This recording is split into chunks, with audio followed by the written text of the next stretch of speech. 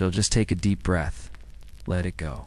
Let the weight of your day gently melt into the warmth of your bed. You're safe now. You're warm, and the world is quiet. Close your eyes if you haven't already, and picture a soft candle glowing beside you, the kind that flickers gently against an old wooden wall as a breeze hums faintly through tiny window cracks. Tonight, I'll take you somewhere far, far away, to a time wrapped in mystery and moonlight. To the year 1274, in a village surrounded by meadows and mossy stones, where stars told stories, and dreams were thought to be woven by the heavens themselves. Our story begins on a windswept hill in Canterbury. There, nestled between thick trees and wild chamomile, sits a quiet chapel, its bell long silent, its roof slanted like an old hat resting over a wise man's brow. Every evening, just as the last raven flies across the violet sky, the villagers pull their woolen cloaks tighter. A woman appears at the chapel's gate. Her name is Alawan, a healer by day, and a stargazer by night. She is neither young nor old, but somewhere in between, like dusk itself. Her hair is the color of walnut bark, tied back with a simple cord, and in her hand always is a roll of parchment and a long, thin feather quill, dark as crow's wing. Lowen believes that the stars whisper secrets, not just of the weather, but of health, of dreams, and sometimes fate. The monks in the nearby abbey once taught that the movement of stars influenced the balance of a person's body. That sickness rose when the moon turned pale, and healing came when Saturn aligned just so.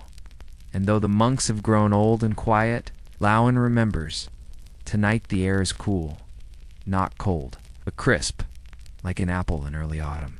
The sky is turning from dusky rose to midnight blue. The first stars, small and pale, begin to peep out one by one. Alawan climbs the chapel steps slowly, her woolen cloak trailing behind her like mist.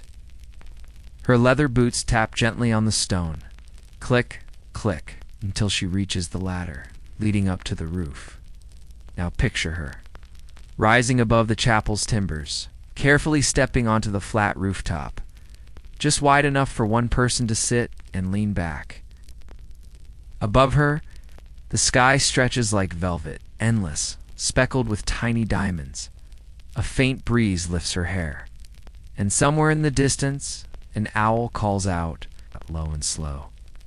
She lays her parchment out, weighed at each corner with smooth river stones. She dips her quill into a little glass pot of ink, then gazes upward. Tonight, she will chart Vega, bright and blue. It pulses gently above her like a lighthouse star. She breathes in the night, the air smelling faintly of pine and old stone, and wax from the lantern beside her. Vega rises early. She whispers softly, as if not to wake the village below. Sure sign the rains will pass by week's end, she writes. Slowly, soft scratching sounds as the quill dances over parchment. Each mark, a star, each line, path through the sky. Below her, the village is asleep. Chickens roost in their coops. A blacksmith's anvil, finally quiet. And the baker's fire, long since gone to coals. But here, up high, everything is alive. The stars move, gently, slowly, like they're floating on water. Clouds roll past, like lazy ghosts, and Alawan watches. Always watching, listening to the sky. It is said by old wives and wandering bards that dreamers are born under the comet's tail, and healers under the hunter's belt. Alawan was born beneath the belt of Orion, fact she carries in her pocket like a charm. And though no one else climbs the chapel roof, no one laughs at her anymore. Years ago, they called her odd, strange, touched by the moon. But now, when children fall ill or cows birth too early, they come to her, and they trust the Star Watcher. Night, as she gazes north, a soft rustle reaches her ear. Not wind, not owl. Something else. From below, a quiet patter of feet, and A low, familiar meow. Ah, yes. It's Moss. Her old gray cat, more fluff than fang. He's made it up the ladder again somehow, and now curls at her feet like a question mark. She laughs quietly, rubbing his ears. Always late to the stars, aren't you, Moss purrs? A slow, deep hum, like a lullaby from the earth itself. And together they sit, the healer, the cat, and the sky, listening, charting, breathing. There is no need for haste here. The stars are patient, and so too must we be. Let your breath slow now. Feel the pull of the night and the weight of blankets around you. Like moss on an old chapel stone, you are safe. You are calm. And the stars are watching. Tomorrow, Elowen will visit the sick boy in the East Cottage. She will tell his mother that Jupiter's light is strong this week, and that the fever will break by Sunday. But for now, for just this moment, she sits and writes and watches the sky turn. Even the wind is gone still. Now, gently return to the quiet village of Canterbury. Let your eyes grow soft, your breath slower, and your thoughts begin to drift like candle smoke rising toward the rafters of a wooden chapel. We return to the year 1274, to a healer named Alira, and the roof she climbs each starlit night.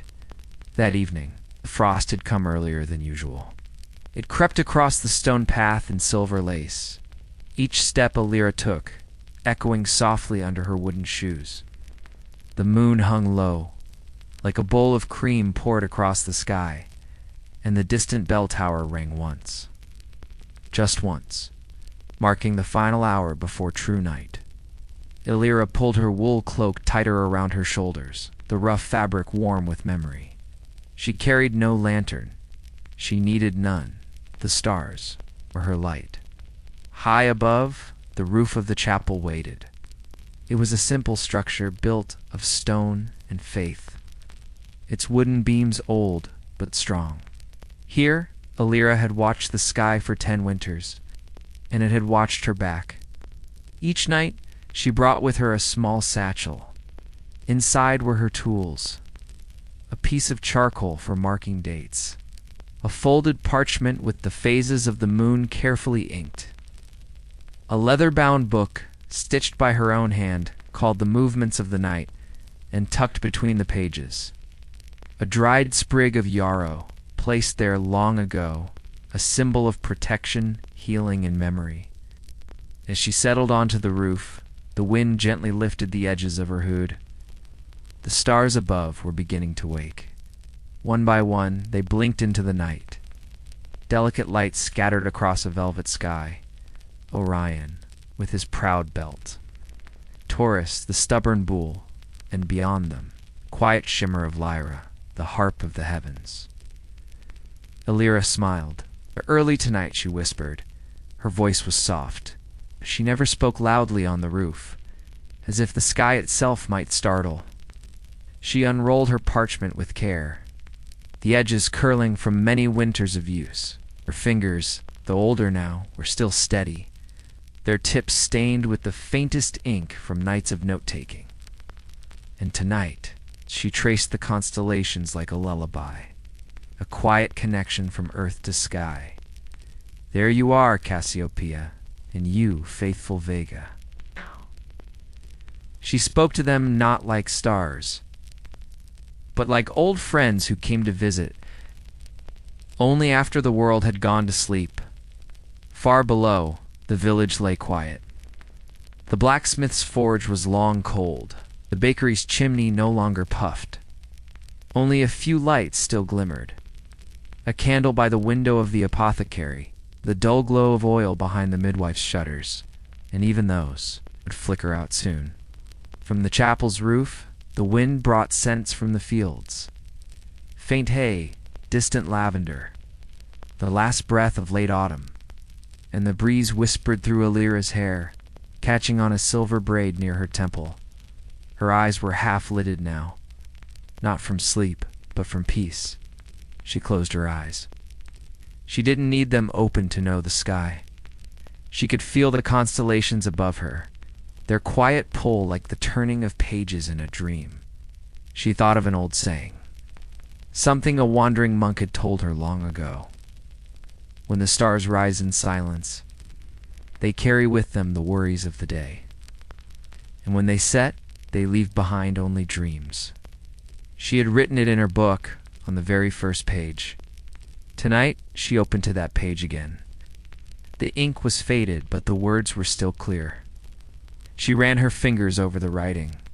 The parchment was worn and soft, like cloth, like memory, like comfort. Hours passed, gently, silently. The stars shifted, slowly, steadily, as they had for centuries. Alira made marks on her chart with a small piece of coal, each stroke a whisper, each note a quiet promise to remember. Then she placed the coal down and pulled out a smaller book. This one filled with herbal recipes, remedies, and dreams. Not dreams of sleep, but dreams of healing. Because Alira believed that dreams and medicine were sisters, bound by mystery, by rhythm, and by the sky. She opened the book to a page marked by pressed chamomile petals. It read, "To calm a heart too loud, warm milk with honey, 2 pinches of ground chamomile, and a single whispered prayer beneath a moonlit window." She whispered the recipe aloud, not to remember it, but to offer it to the night. Then she tilted her head, listening, not for voices, but for stillness. The kind of stillness that only came when the world was completely at rest. As the night deepened, her breathing slowed. Even seated upright, her body relaxed, her limbs loosened, her heartbeats softened. She let the sky hold her. There was no rush, no worry, no time ticking forward, only the stars, the hush, and the rhythm of the universe turning slowly overhead. You can feel it too, can't you? The way your body settles when the world grows quiet. The way your thoughts become like feathers, light, gentle, ready to float into dreams. Imagine now that you are beside Alira, wrapped in a soft woolen blanket. Your back against warm stone. The stars smiling down just for you. Breathe in the cool night air. Breathe out the weight of the day.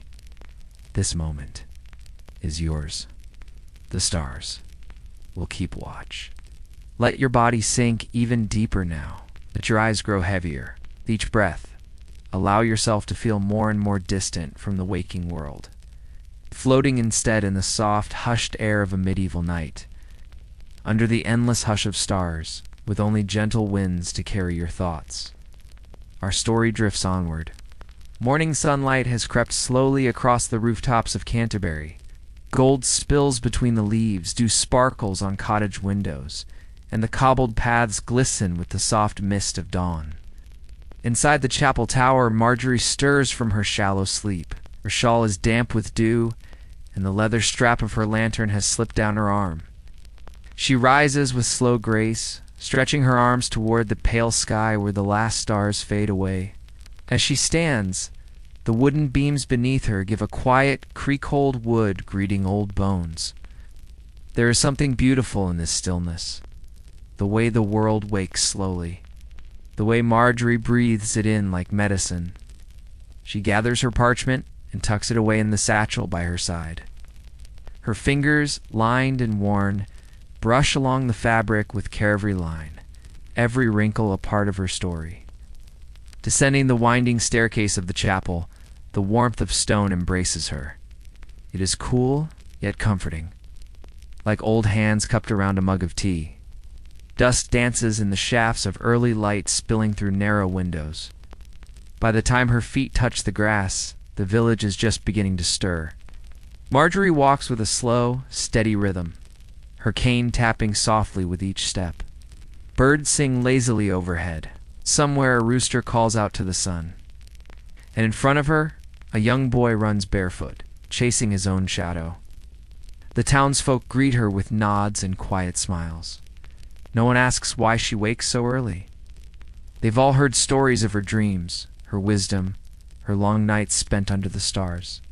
Some say she's part witch, others part saint, but most simply know her as Marjorie, the woman who listens more than she speaks, who touches a child's forehead and somehow knows when fever is coming, who places herbs under pillows and brings sleep to those who haven't slept in days. Today, she stops by the baker's cottage. Inside, a child lies restless in bed. His mother's eyes are rimmed red with worry. Marjorie smiles softly. She sets down her satchel, draws out a pouch of dried valerian root, and a little bundle of lavender wrapped in cloth. With careful hands, she grinds the herbs in a stone bowl she carries tied to her belt. "Let the scent carry him gently," she whispers, sprinkling the powder beneath the boy's pillow. She does not stay long. By the time the sun is higher, the boy is already sleeping. His breath is steady, his cheeks no longer flushed. Outside, Marjorie sits by the well and lets the sun warm her hands. She closes her eyes and listens, not just with her ears, but with the quiet of someone who truly knows how. Even in daylight, she hears echoes of the stars, because Marjorie's work was never just of this world. It was stitched between things, between plants and dreams, between pain and rest, between the pulse of her wrist and the pull of the moon. And though the villagers didn't always understand, they trusted her. As the day stretches on, Marjorie wanders through her garden behind the cottagey patch of herbs and flowers, fenced in with crooked sticks and twine. Bees hum softly. The scent of thyme and sage mixes with chamomile and mint. She bends down, running her fingers through the leaves. She hums a lullaby as she works low and slow, like wind through wheat. And when evening comes again, and the sky starts to deepen into indigo, she prepares once more. Her satchel, her lantern, her shawl. Tonight will be different. You see, once every few months, there is a night when the sky opens wide, when the Milky Way stretches clearer than usual across the heavens. The monks call it the night of the River of Light. It's said that on these nights, spirits of the old world pass between stars. The dreams of the living are closest to the dreams of the dead. Marjorie doesn't fear this. She welcomes it. For she has loved ones whose dreams she still remembers. And tonight, maybe, just maybe, they'll remember hers. As the last light of the sun slips away, Marjorie climbs the tower again. Her knees ache more than usual. Her breath is shorter, but there's a calmness in her movement, as if she knows the stars are waiting. When she reaches the rooftop, the sky greets her with silence and shimmer. No wind, no sound, just the slow velvet turning of the universe. She lays out her parchment again, the edges worn now, the ink faded in places. The copper astrolabe catches moonlight and glows like something alive. She tilts it gently, measures angles, marks new paths. But tonight her hands are slower. Instead of charting, she listens. She sits down on the rooftop, lets her shawl drape around her like a cocoon, and leans back to gaze upward, where stars burn quietly across the sky. Some flicker like candlelight, others blaze with steady resolve. And for a long while she does nothing. She just breathes, in and out, in and out. And in that stillness, something soft begins to form in her mind. Not quite a dream, not quite a memory, something between. It's a face, a voice, a laugh she hasn't heard in decades, a warm hand holding hers. And she smiles, because the stars remember. Settle in even more deeply now. Let your shoulders drop just a little further. The night is wrapping itself gently around you, like a quilt stitched from clouds, moonlight, and quiet dreams. The stars above Canterbury twinkled like ancient candles, watching over Marjorie as she lies atop the chapel roof. Her breaths are slow, measured, like the ticking of a soft, invisible clock. The rooftops below have all gone still. The firelight in hearths has dimmed. The roads are empty. The fields are silvered by the moon. It is the kind of quiet you can feel in your bones, the kind that hums softly between heartbeats. Above, the sky stretches wide, and Marjorie, the healer of the village, watches it with eyes full of memories. Her fingers gently stroke the edge of her parchment. She doesn't right now. There is no need. Tonight is not for charting the heavens. It's for remembering. She closes her eyes just for a moment and listens. The sound of wind curling around stone towers, the creak of old wood beneath her, the faint sigh of trees far in the distance, whispering lullabies to the stars. And then, as if called forth by her longing, memories begin to rise like mist from the earth. She sees a younger version of herself barefoot and laughing in a summer field, chasing fireflies with a crown of lavender in her hair. Her mother's voice calling softly from the cottage window. A warm hand ruffling her curls, her father before the war took him.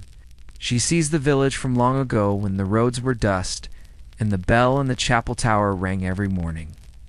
She sees friends who left too soon and faces whose names live only in the pages of her memory, all of them glowing softly beneath the stars. For medieval folk, the night sky wasn't just a map, it was a mirror. It held their hopes, their fears, their gods, and their dead. It was said that each soul became a star, and sometimes, when the night was clear enough, they would blink at you, just to let you know they remembered. Marjorie opens her eyes again. Above her the stars are steady. She doesn't cry, she only smiles, because here she is not alone. A soft flutter beside her ear draws her attention. A moth. Its pale wings flicker silver in the starlight. It lands gently on the edge of her shawl and rests as if even it knows this night is sacred. Then, a sound. Far off below the tower, footsteps, slow, barely there, but unmistakable. Marjorie sits up a little straighter. She tilts her head. And soon the door at the base of the chapel creaks open. A flicker of torchlight spills into the stairwell. The shadow rises. Then comes the quiet scuff of feet on stone. Someone is climbing. She doesn't panic. Her heart is calm. If the stars sent someone tonight, she will welcome them. The door at the top creaks open, and standing there, lantern in hand, is a child, a girl. Maybe 10 winters old, wrapped in a wool cloak, far too big for her. Her cheeks red with cold. Her eyes wide not with fear, but with wonder. "I saw your light," the girl whispers. "From my window." Marjorie smiles. "Then you were meant to find me." The girl tiptoes forward and sits beside her, cross-legged, the lantern between them. "What are you doing?" the child asks. "Listening," Marjorie says softly, and remembering. The girl tilts her head up. "The sky is so big." Marjorie nods. "It holds everything we've ever lost, and everything we've ever dreamed." For a time, neither of them speaks.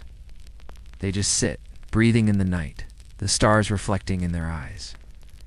Then Marjorie leans over and opens her satchel. From within, she pulls a small bundle wrapped in cloth. She opens it carefully. Inside is a biscuit, a sliver of dried apple, and a small wooden carving of a star.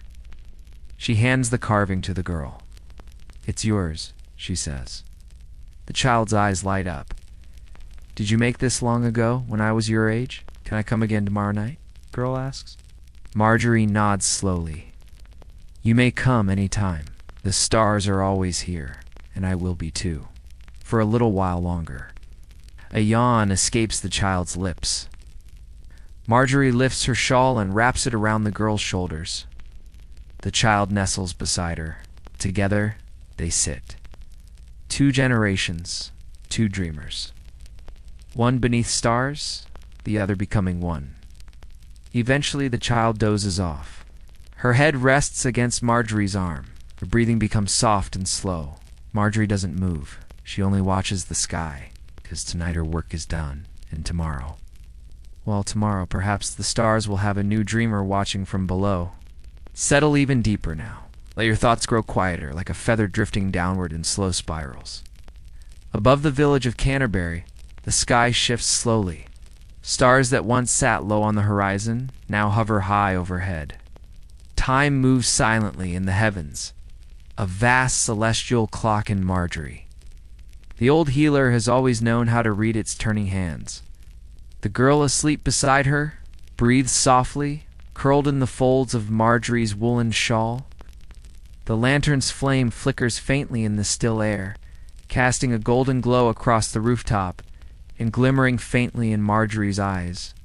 She listens, not for footsteps now, nor wind, but for the slow ticking of the stars. See, in 1274, the rhythms of the sky were sacred.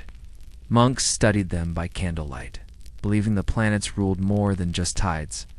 They guided illnesses, moods, even the very timing of dreams. And Marjorie had always believed it too. She was not born into a cloister, nor taught from books, but she learned from observation, from listening, from trust. She learned that when the moon was in Taurus, old joints ached less. And when it moved through Pisces, children often dreamed of fish and rivers. She learned that Jupiter brought courage, Saturn brought grief, and Venus, sweet Venus, softened even the hardest of hearts.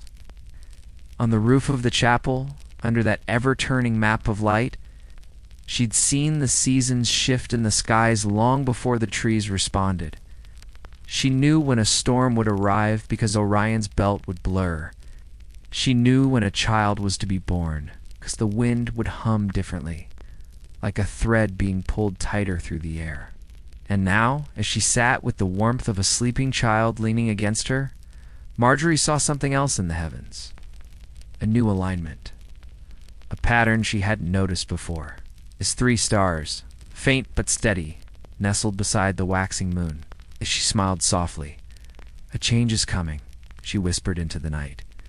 The chapel bell below gave a low, tired groan in its tower. Not a toll, but the creak of wood and iron settling in the cold. It reminded her of her knees. She chuckled faintly.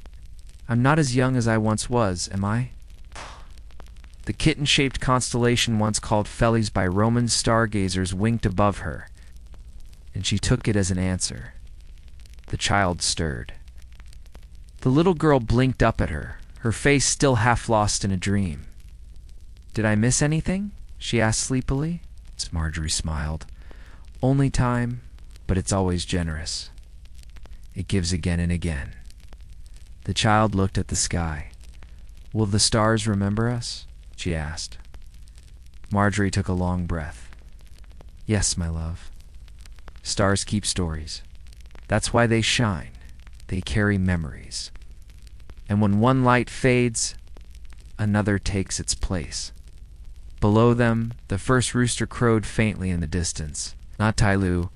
He was too proud to wake early, but a barnyard cousin in the valley below. Dawn was still far off, but the light was gathering. Soft gray at the edges. A cool blue painting the snow-tipped roofs. The chapel roof, usually a place of solitude, felt like a cradle tonight. A gentle holding space between sky and earth. Marjorie touched the child's hair. "What is your name?" "Unwind," the girl whispered. Marjorie nodded. "It means joy. Didn't know that." "You will." They sat together for a while longer, watching the stars fade slowly, one by one, into the soft pre-dawn sky. The light erased them like an artist wiping a canvas. Only the moon remained. Marjorie felt her eyes grow heavy too. Not with exhaustion, but with rest. Deep, earned rest. The kind that comes when you know you've passed something on. When your candle has lit another, and both now burn with steady flames.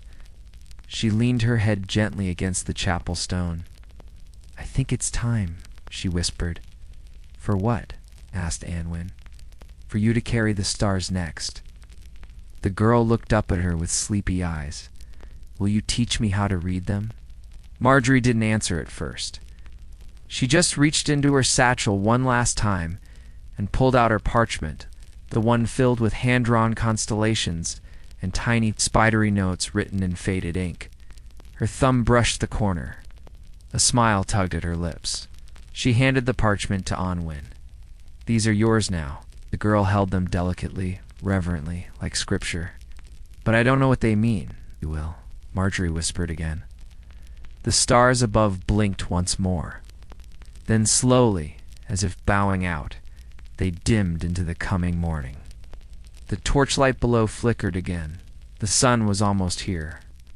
Marjorie took one final breath of the cold silver air. And for the first time in many years, she closed her eyes without needing to open them again. Now let your body grow heavier. Let your arms rest like driftwood on a quiet shore. Feel each breath become slower, smoother. As the warmth of morning light begins to softly spill into the story, the dawn over Canterbury came like a whisper. Frost still clung to the thatched roofs and chapel stones, but light gentle and golden slowly stretched across the sky. It crept along windowsills and across the silent village green, kissed the wooden cart outside the bakery, brushed the edge of the well, finally reached the highest point in the village. The roof of St. Hilda's chapel, where wrapped in her woolen shawl lay Marjorie. Her head rested against the stone ledge, her long braid trailing beside her. Breath no longer rose in the air. She was still.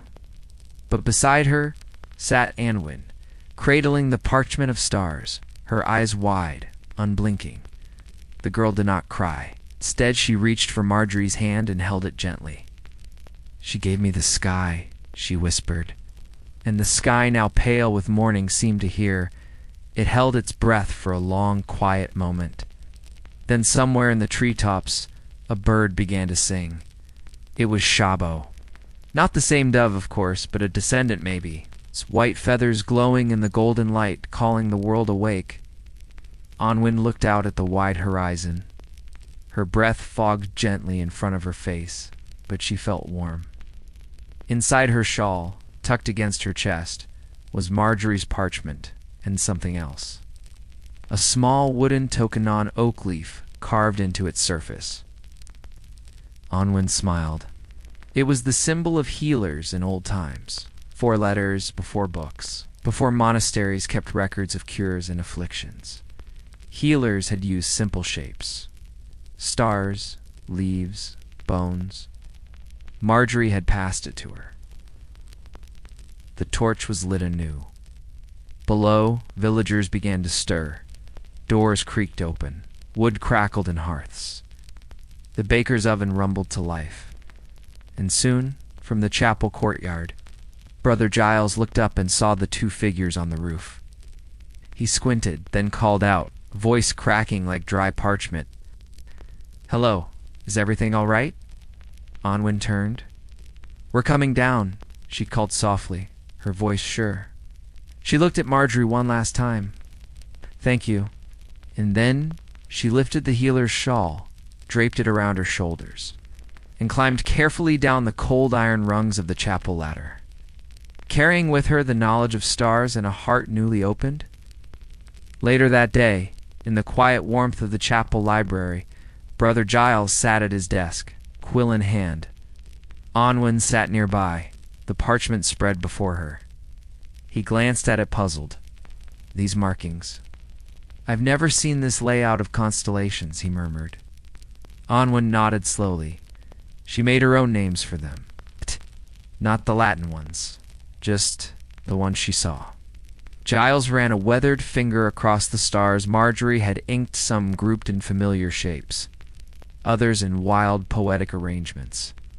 This one, Onwin said, pointing, she called the sister's breath. She said it appeared only on nights when a mother went into labor. He looked at her with surprise. And this. She believed it guided lost souls who wandered in their dreams. Giles sat back.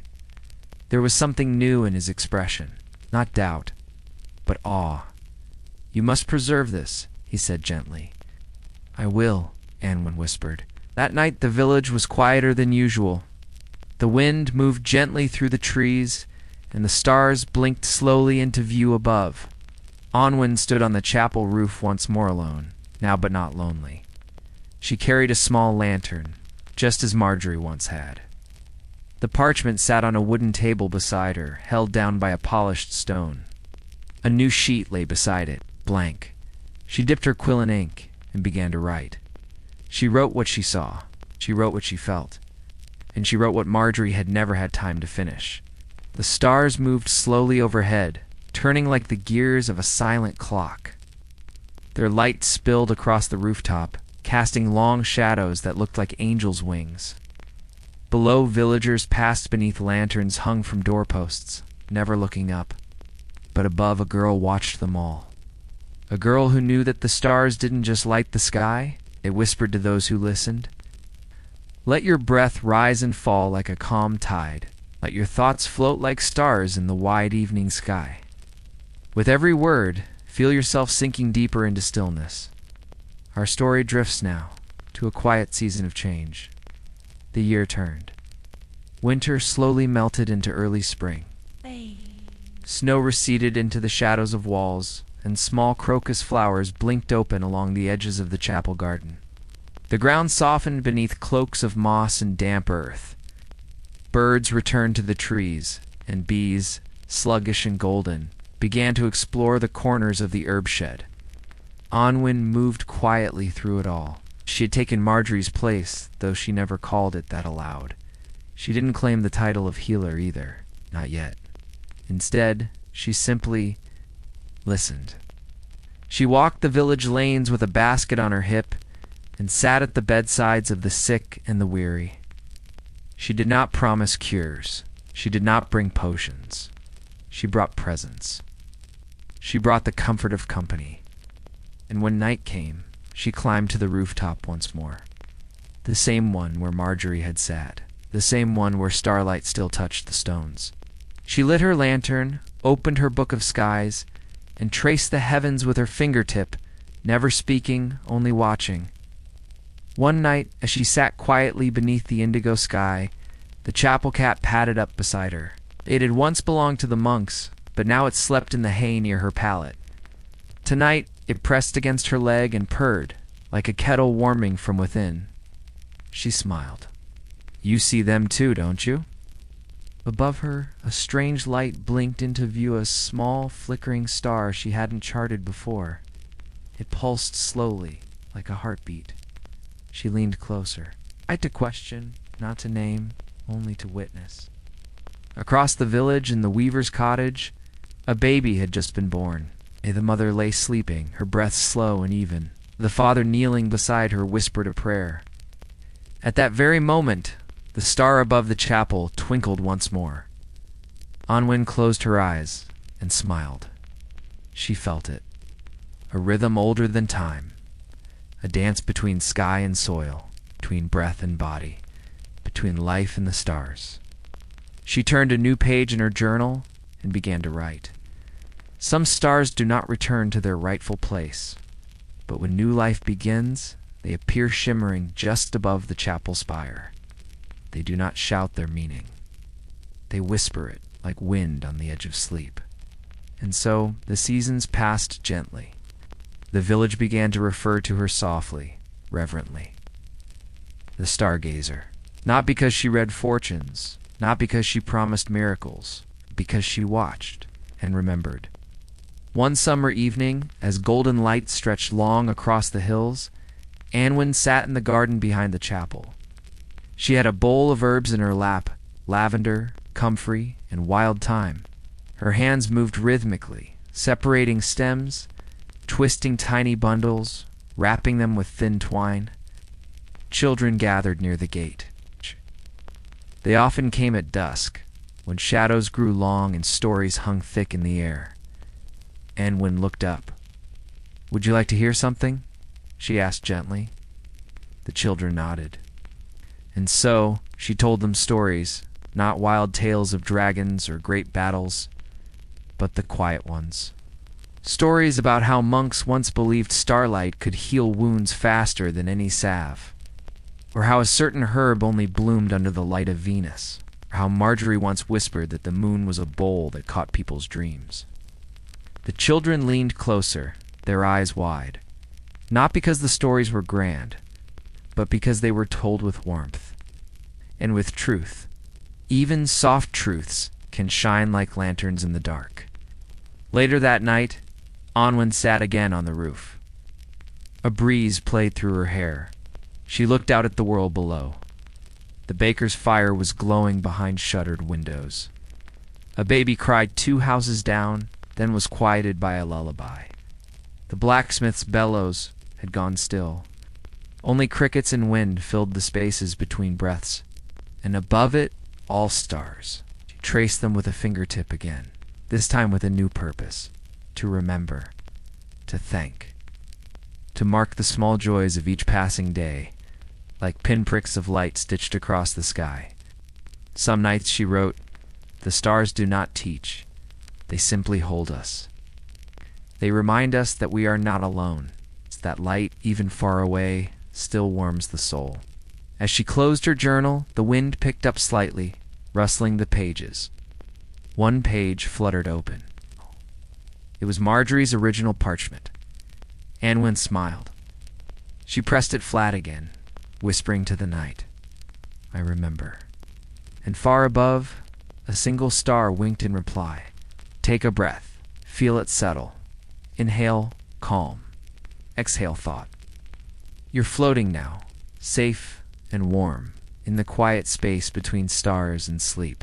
Our story continues beneath a willow tree, where dreams grow quietly like moss between ancient roots. The seasons had turned again. Summer had deepened into gold, and the days were long with heat. Bees hummed drowsily over lavender. Children ran barefoot through the grass. And Anwen found herself spending more time beneath the old willow tree that stood just behind the chapel. It was a graceful tree, all sweeping branches and cool shadows.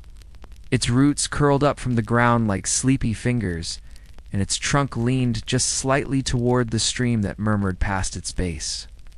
Anwen would sit there with her satchel and parchment, gently sketching constellations, pressing petals into her book, or simply watching the water flow. One afternoon, while the village napped through the heat, a little girl came tiptoeing toward her.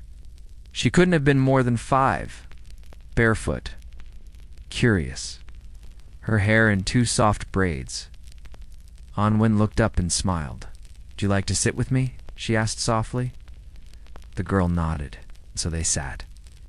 The child leaned against her arm, eyes wide, and looked up at the sky. "There are no stars now," she whispered.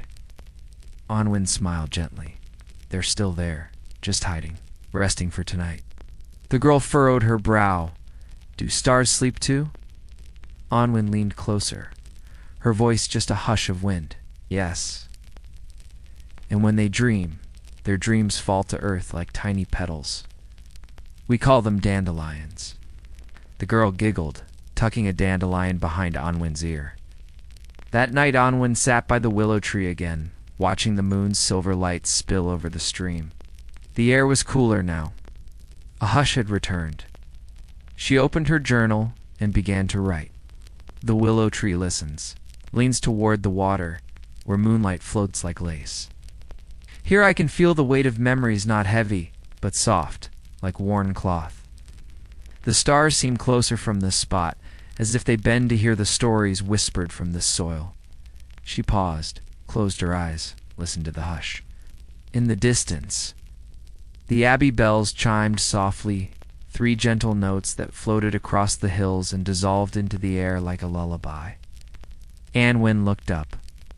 One star blinked slowly above the chapel spire, then another. The night was beginning to bloom. Take a breath. Feel it settle. Inhale, calm. Exhale, thought. You're floating now, safe and warm, in the quiet space between stars and sleep. Our story continues beneath a willow tree, where dreams grow quietly like moss between ancient roots. The seasons had turned again. Summer had deepened into gold, and the days were long with heat. Bees hummed drowsily over lavender.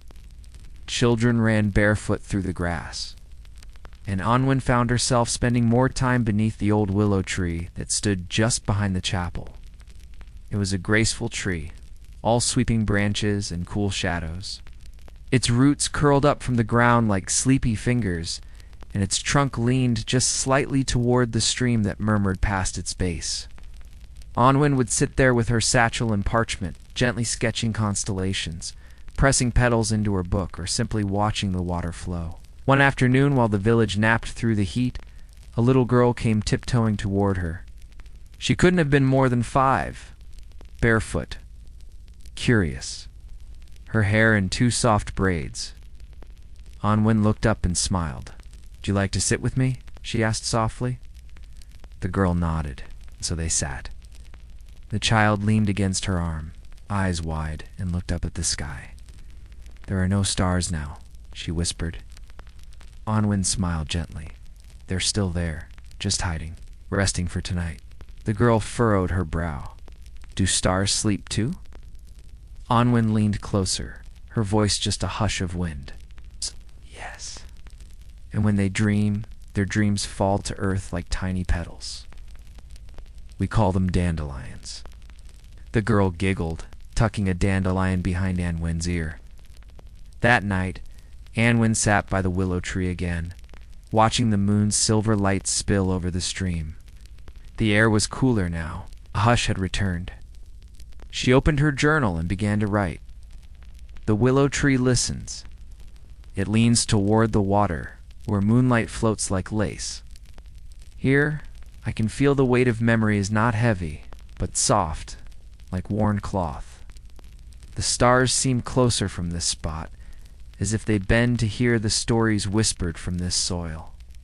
She paused, closed her eyes, listened to the hush. In the distance, the abbey bells chimed softly, 3 gentle notes that floated across the hills and dissolved into the air like a lullaby. Unwind looked up. 1 star blinked slowly above the chapel spire, then another. The night was beginning to bloom. Our story tonight drifts gently into autumn. ...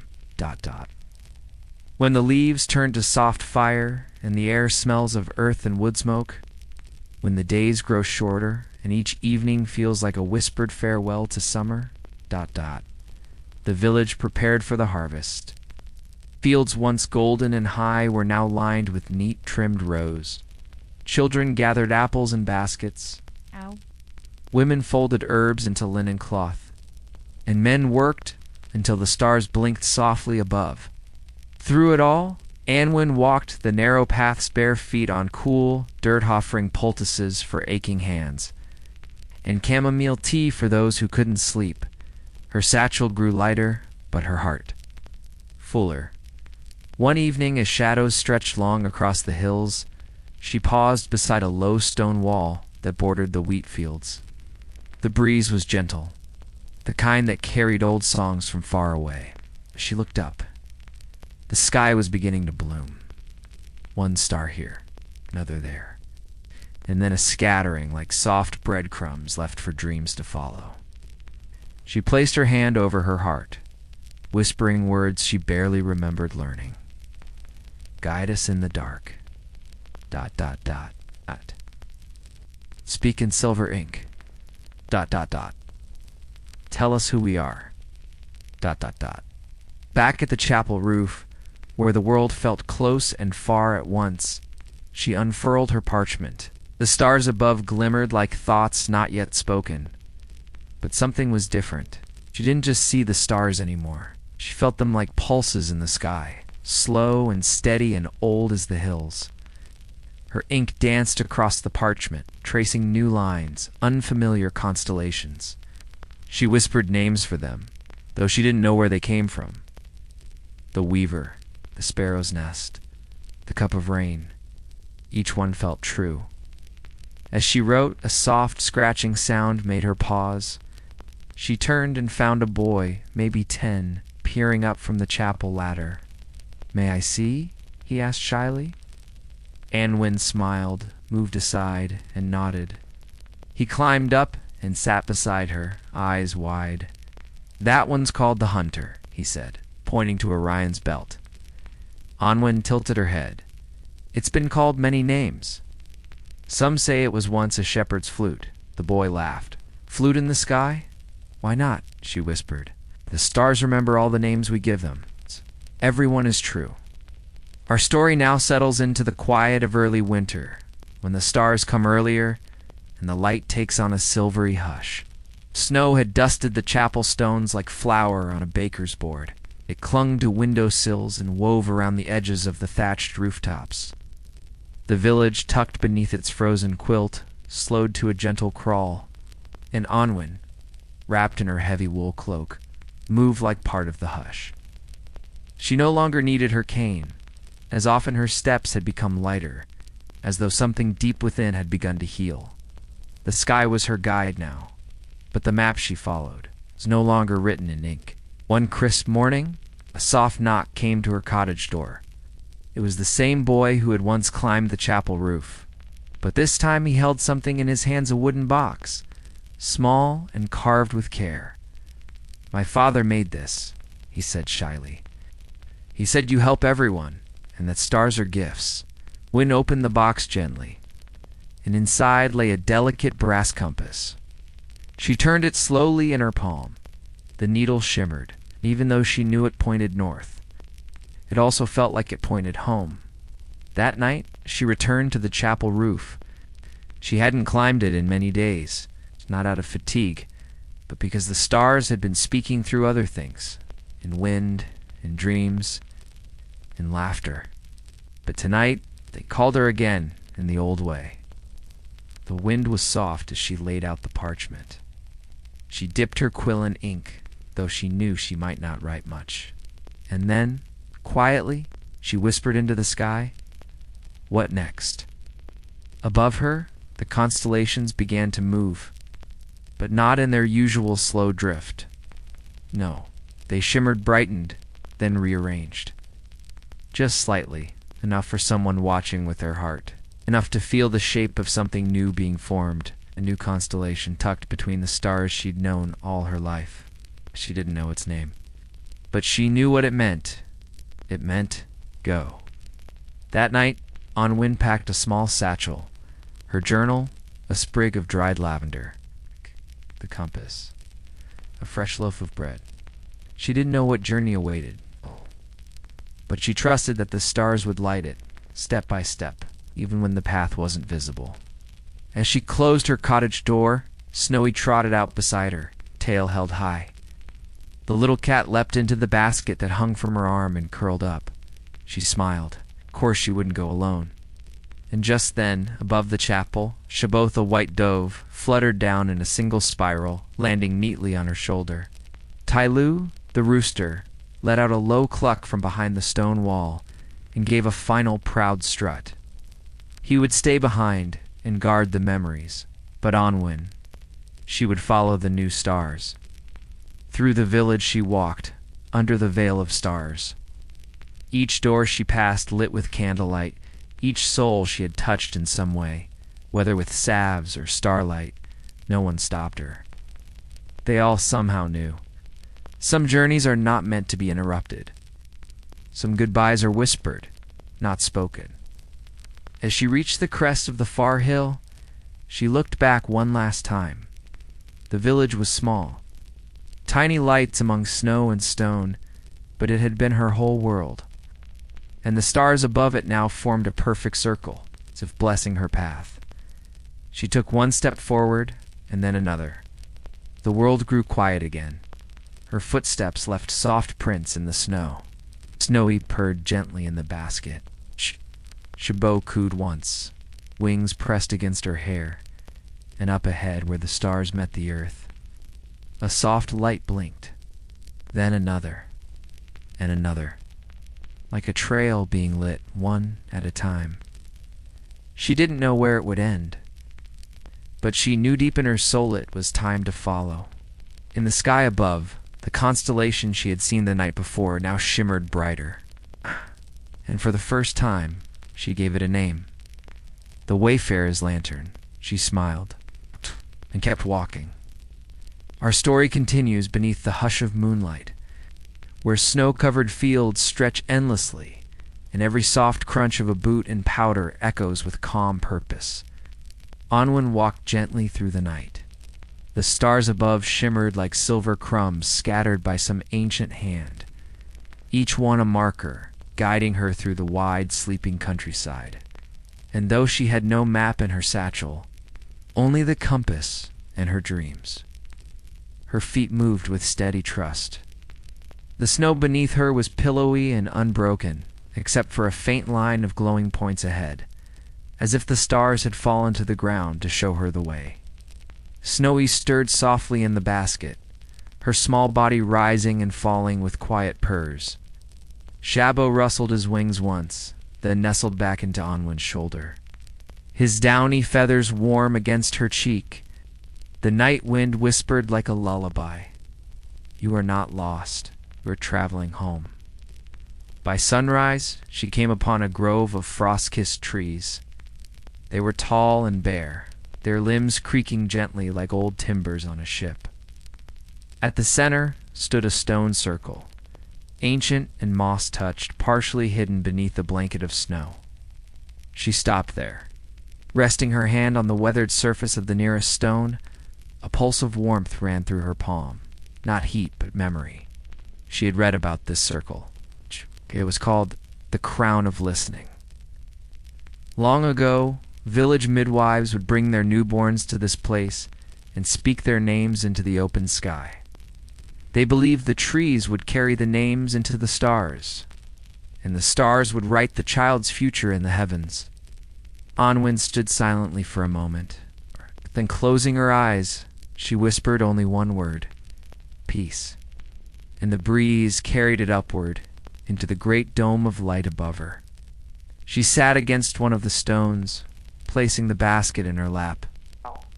Snowy stretched and climbed onto her chest, nuzzling beneath her chin. Shabo hopped down and nestled in the crook of her arm. And in that quiet hour before the sun rose fully, Anwin felt something she hadn't felt in years. Stillness without ache, momitude without loneliness, a moment that needed nothing added.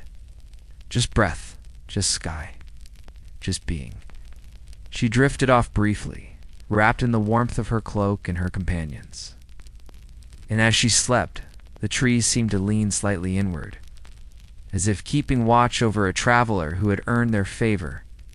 When she woke, a golden beam of sunlight stretched across the snow, illuminating a path that curved gently out of the grove and into the hills. The stars had left their trail, and the day had picked up where the night left off. By afternoon, she reached a stream frozen in a silver ribbon. Tiny birds fluttered above it, their wings catching the light like flickers of parchment. Across the bank stood a small cottage, half buried in drifted snow. Anwin felt a tug in her chest. Not a memory, not a fear, but a call. She approached, her cane clicking softly over the icy path. The door creaked open with ease. Inside, the air was still, but not abandoned. A fire had been lit recently. Bread sat cooling on a stone plate, and a book lay open beside a chair. She called out softly, "Hello?" No answer, only the faint crackle of embers and the ticking of an old wall clock. She stepped inside, her boots leaving small puddles as the snow melted from the soles. It felt familiar, not from a dream, not from a book, but something deeper. The compass in her pocket gave a tiny shiver. She sat in the empty chair and let her fingers rest on the open book. The page was filled with drawings of stars, but drawn by a different hand. Neater, sharper, but lovingly traced. A voice came from the corner, gentle and aged. "You've come far, haven't you?" Anwin turned. An old woman stood near the hearth, her hair silver as frost, her eyes dark as soil. She wore a robe stitched with constellations. On her wrist rested a dove white, like Shabo, but older, wiser. The woman smiled. "I've been watching your path for years." Onwin blinked. "Who are you?"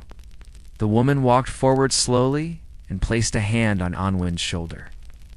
"I was once like you," she said, "a healer, a star watcher. But I chose stillness when the sky asked me to stop walking." Onwin lowered her gaze. "I don't know if I'm meant to stop yet," the woman chuckled softly. "Oh no, child. You've only just begun."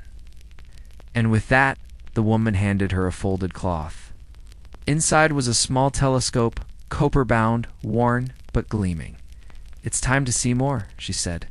"Not just what's above, but what's within." Onwin accepted it, her hands trembling slightly. Snowy purred louder. Shabo gave a single clear coo, and outside the stars, now invisible in the daylight, seemed to hum. That night, she would climb another hill. A new place, a new sky, a new set of dreams. And the story would continue, lit by the slow-turning stars and the quiet heart of the woman who followed them. Softly told in a gentle, hypnotic tone. The next evening, the sky held a dusky hue of lavender and burnt orange.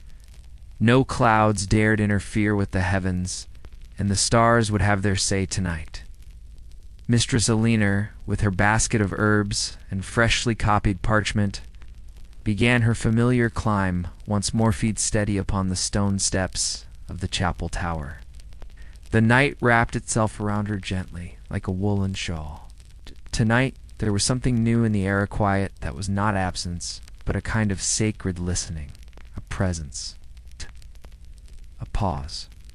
She stood near the edge, her silhouette glowing under the moonlight. Slowly, she lit her lantern, its soft glow like a whisper against the cool stone. The stars above glittered brighter than ever, casting silver trails through the branches of nearby trees. Her breath came slowly, evenly. Each inhale matched the quiet hum of the wind, each exhale as smooth as the flick of her quill across parchment. The symbols of Sagittarius and Capricorn shimmered faintly above, guiding her ink-stained fingers. There, in that open stillness, her thoughts began to dissolve. There was no weight of memory, no anticipation of dawn. Only the now. She murmured to herself, just above a whisper, the ancient names of stars, Altair de Neb Vega, like prayers, like lullabies. In the house across the field, old brother Luthric sat near his hearth, eyes closed, listening to the wind against the window panes. He knew she was there on the rooftop. Like every night, he prayed silently for her health, her warmth, and for the heavens to give her peace. The villagers had begun to speak more openly now. The children called her Star Doctor. The elders left bundles of thyme and bay leaves on her windowsill. Even Thomas the baker, who once called her odd, had crafted a crescent-shaped loaf in her honor. And Mistress Alina, though she asked for none of it, felt her heart, for the first time in years, loosen its grip. Oh. Far above, Orion had returned, his belt sharp in the night sky, like 3 silver buttons upon a robe of deep indigo. She marked his reappearance with a slow, even stroke of ink, and noted the slight tilt of his arms since last winter. It was in this moment, while the stars pulsed gently overhead, that a soft sound drifted up from below, voiced childlike, unsure. "Miss Alinor." She turned slowly, squinting over the chapel ledge. There, on the second tier of the stairs, stood a boy of no more than 8 winters. His cheeks were flushed with the night air, and his breath came in soft clouds. I followed you," he said shyly. "My mom says you read the sky. Can you tell me if my dreams are good ones?" Alinar's face softened. She reached down her hand. "Come sit, little one," she whispered, "and let the stars answer." The boy curled beside her, wrapped in his wool cloak. She gave him a piece of oat biscuit from her basket, and together they looked skyward. She pointed to Lyra. "That's the harp," she said softly. "They say it plays music only the heart can hear. If it shines in your dreams, it means your spirit is full of songs yet to be sung." The boy's eyes glimmered. "And that one?" he asked, pointing. "Cassiopeia," she replied. "She teaches us to wait. That not all brightness is boastful. Sometimes the brightest stars are the most patient." He nodded slowly, drifting into calm. Within minutes, his eyelids began to flutter. Alina laid her shawl gently over his shoulders. The wind changed direction, just slightly. Warmth returned to the air. Dodge. She gazed again, toward the horizon. where Venus now rose her favorite star, the morning one, the guardian of soft beginnings. And she whispered to the heavens, to the little boy's sleeping dreams, and to you, listening in your own quiet place. You are held in constellations older than kingdoms. You are written in sky ink no storm can erase. And tonight, dear dreamer, you are not alone. Now rest. Feel the cool hush of night, the distant rhythm of the stars. Let your breath settle into the pace of sleeping leaves, and will continue when the next star rises. Let yourself rest now. Let the stillness gather softly around you, like falling snow on a silent lane. You are safe here. Quiet, warm, surrounded by night's gentle hush. Our story continues, with starlight still glowing, in peace unfolding beneath the sky. The little boy, still wrapped in Eleanor's shawl, slept quietly beside her. His head gently rested against her arm, and his breath came in soft, rhythmic sighs. Eleanor smiled faintly, her eyes never leaving the stars. She didn't wake him, there was no need. The stars would keep them company. They always did. The sky was velvet dark. Stars shone like tiny candles flickering against a dome of endless night. The world below was lost in shadows, in stillness. From the west, a gentle breeze carried the scent of wood smoke and winter herbs. It brushed past the chapel stones and across Eleanor's cheeks, curling the edges of her parchment with a rustle like old silk. She closed her eyes for a moment, feeling it, hearing the wind's song, lullaby passed down from the time before time. In the distance, the village bells rang softly once, twice marking the hour between night and dawn. This was the hour she loved most, the thin hour, the monks called it, when the veil between the waking world and dreams was at its most delicate, when answers whispered to those willing to listen. She looked down at the boy and thought of the first time she ever looked to the stars for comfort, not for knowledge, not for maps, but for solace. She had been 12.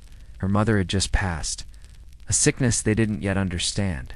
Eleanor had climbed the very same chapel roof in her grief, bare feet against the cold stone, a broken heart wrapped in a child's frame.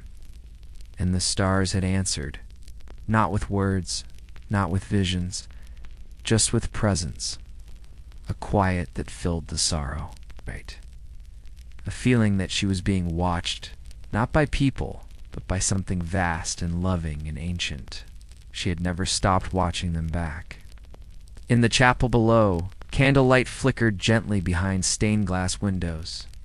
Someone, perhaps Brother Luthric, had lit a single votive in the prayer alcove.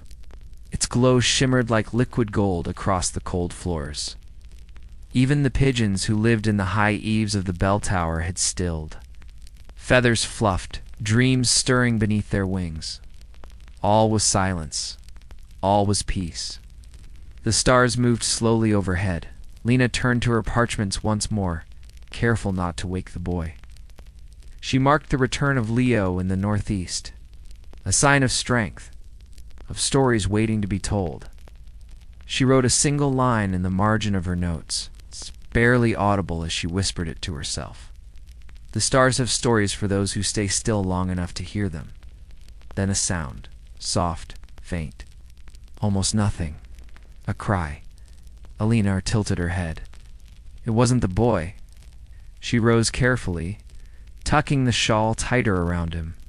Stepping toward the edge of the roof, she looked toward the edge of the chapel garden, where the hedgerow met the old well. And there she saw her, a young woman, barefoot, with her hair unbraided, holding something wrapped in linen to her chest. A baby? Eleanor didn't speak. She simply climbed down the stone steps, lantern in hand, each step gentle. When she reached the garden, the woman turned toward her eyes, red from crying, face pale from fear. "I didn't know where else to go," the woman whispered. "They said you help people, even when others turn them away." Helena nodded softly. "God, you came to the right place." The baby whimpered again, and Helena reached out her hands. "Come inside," she said. It's warmer in the chapel kitchen. You both need rest. Inside, the fire was coaxed to life. Tea brewed with mint and clove, honey stirred into clay cups. The mother sat, still shaking, while Alina held the baby gently, checking its breath, its heartbeat, its tiny toes. All was well, just frightened, just tired, like all of them, really. The mother, whose name was Mira, said she had been turned out by her husband's family after he died in the war. No one would take her in with a child. No one, until now. Elhiner nodded slowly, rocking the baby gently. We'll find a way, she whispered. Outside, dawn was breaking. Pale blue streaked the sky, and the stars began to fade softly, as if bowing out with grace. Back on the chapel roof, the boy stirred from sleep, blinking as golden light spilled over the edge of the world. Alina returned to him, cradling the baby in her arms. I thought you left, the boy said. No, Alina smiled. I never leave before the stars do. He yawned, curling tighter in the shawl. Alina looked toward the hills where the sun was rising, and felt something she hadn't in many years. Hope, not the loud kind, but the quiet kind, like a warm ember under layers of snow. Tonight, when she returned to the rooftop, she would bring the boy again, and the baby, and Mira, if she wished. And maybe they would all listen to the stars together, because healing, she had learned, was not just found in plants and poultices. It was found in presence, in stories shared under open skies, in belonging, in being seen, and in letting even the smallest stars guide the way home. Let that thought rest in your heart now. Let your breath slow and deepen. Feel the warmth of the chapel walls, the scent of mint tea in the air, and imagine the stars fading gently, like soft lullabies above your dreams. Good night, dear listener. You are safe. You are seen. You are loved. Let your body soften.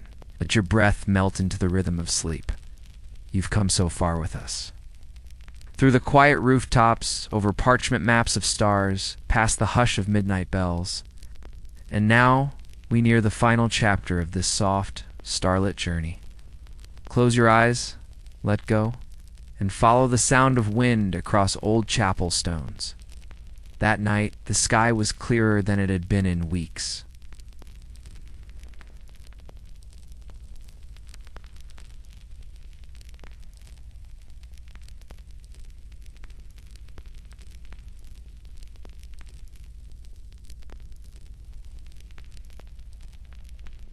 Mira sat just a few feet behind, the baby bundled in her lap.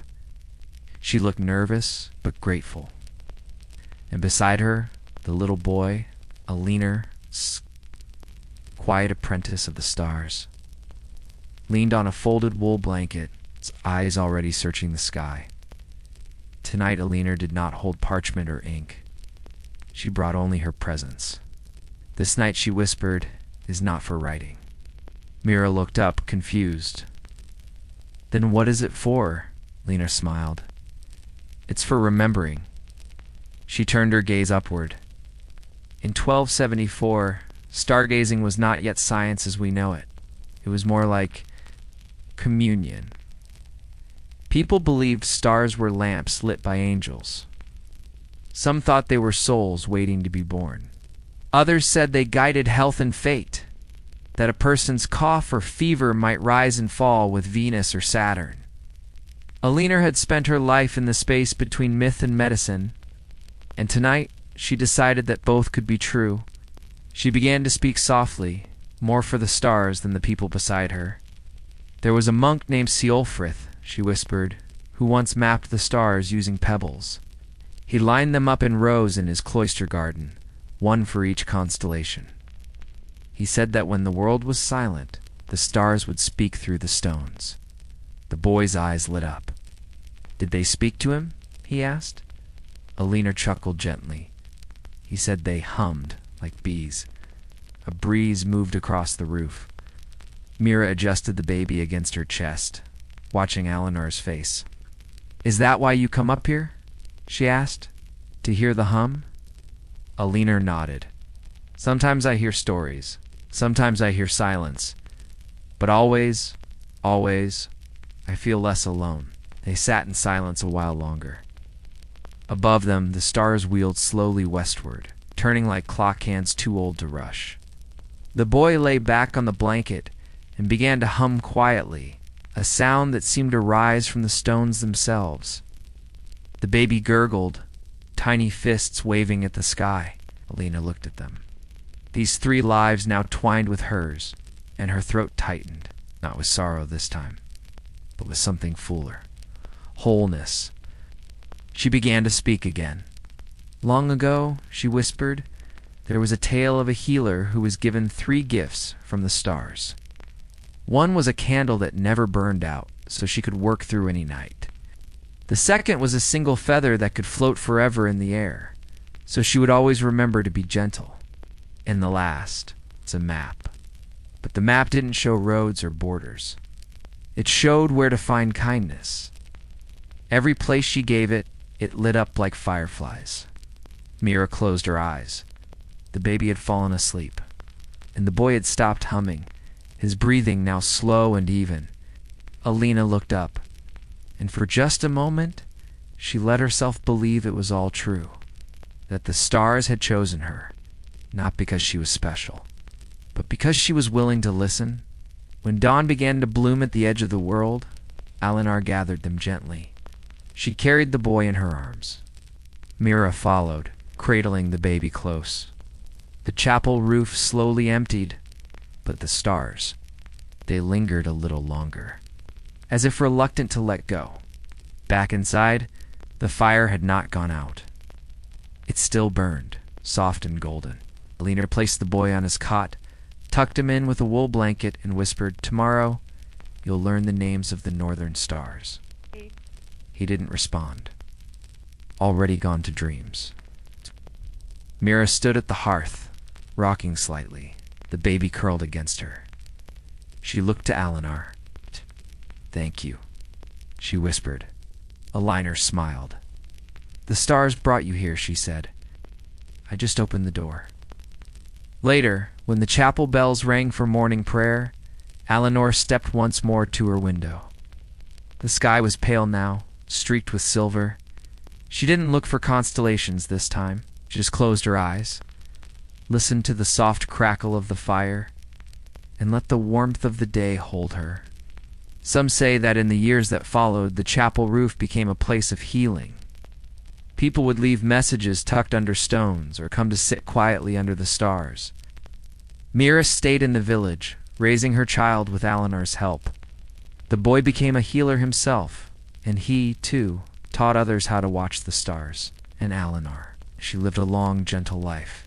And every night, until the end, she climbed to the roof with her lantern and listened, just in case the stars had one more story to tell.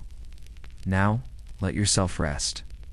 Let these last words sink deep into your chest like starlight falling into a still pond. You are safe. You are calm. And the night watches over you. Sleep well. Dream soft. And remember, the stars are always whispering. All you have to do is listen.